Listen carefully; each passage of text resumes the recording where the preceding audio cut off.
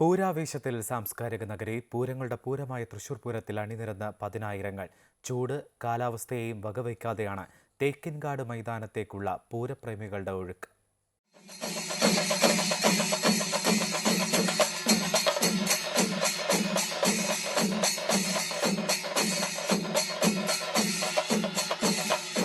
ഓരോ വർഷവും ശോഭയും പെരുമയും കൂടി വരുന്ന പൂരമാണ് തൃശൂർ പൂരം.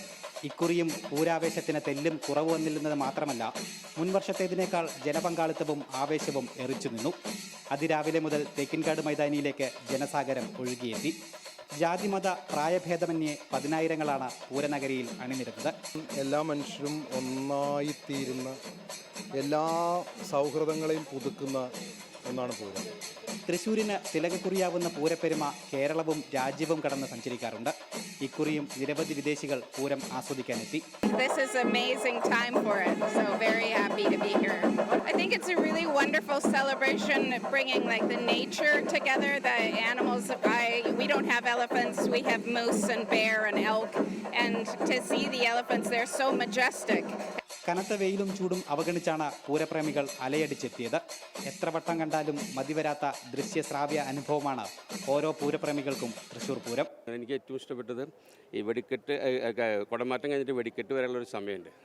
ഇങ്ങനെ നഗരം മുഴുവനും ഇങ്ങനെ പോയിക്കൊണ്ടിരിക്കുക, ഒരു ലക്ഷ്യമില്ലാതെ ഒരു സ്ഥലത്ത് നിന്ന് ഒരു സ്ഥലത്തേക്ക് ഇങ്ങനെ പോകുന്നൊരു സമയമുണ്ട്.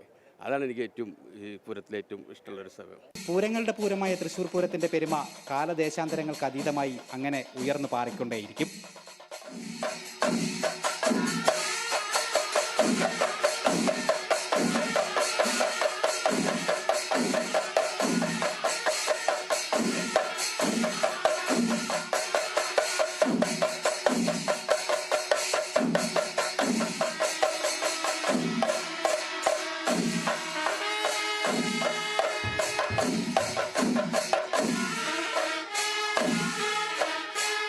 അമൃത ന്യൂസ്, തൃശ്ശൂർ.